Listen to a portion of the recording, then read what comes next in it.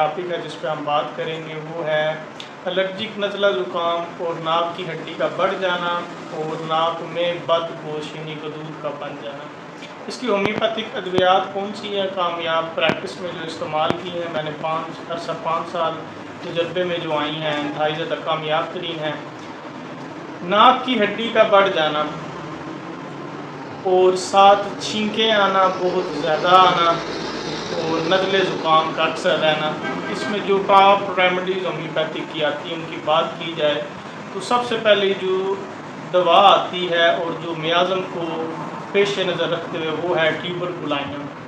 ट्यूबरकुलाइनम 1 mg 1000 ताकत में आपने खुराक लेनी है, उसको इस्तेमाल करना है अपना कोर्स इलाज शुरू करने से पहले। इससे काफ़ी बेहतर जो है वो उनकी छींकें हो जाती हैं। उसके बाद अगर सेकंड वन होम्योपैथिक दवा की बात की जाए जो नाक की हड्डी के बढ़ जाने और छींकों की कसरत, उसमें अलामात के हिसाब से अगर बात की जाए तो उसमें सेकंड वन पे आपकी दवाई आती है स्पार्डीला। एलर्जिक दवा भी है, अगर आपको वैसे एलर्जी रहती है, छींकें कसरत से आती हैं तो स्पार्डीला आप 30 में सुबह दोपहर शाम इस्तेमाल करेंगे तो उससे आपकी छींकें भी ठीक हो जाएंगी। और अगर आपकी हड्डी बढ़ी हुई है नाक की, उसके अंदर भी आप इसको होम्योपैथिक की दवा के तौर पर इस्तेमाल कर सकते हैं। थर्ड वन पर अगर बात की जाए होम्योपैथिक की दवा की जिसमें छींकें आती हैं और पतला जो है ज़ुकाम बहता है, साथ आंखें भी लाल हो जाती हैं और नाक से भी पानी आता है, तो फिर आप होम्योपैथिक की दवा जो है वो एलियम सी का इस्तेमाल करेंगे। वो भी 30 में इस्तेमाल करनी है सुबह दोपहर शाम। लेकिन ये एक एलर्जिक कंडीशन होती है, एलर्जिक नज़ला ज़ुकाम पे जो है एलियम सी का इंतहाई ज़्यादा कामयाब तरीन दवा रहती है। लेकिन इसके साथ नाक की हड्डी से मुतल्लिक़ मैं बात कर रहा था तो इसमें ट्यूबरकुलोनियम आपने 1 mg इस्तेमाल करनी है। उसके अलावा सेकंड वन जो दवाई बताई है वो इस्तेमाल करनी है।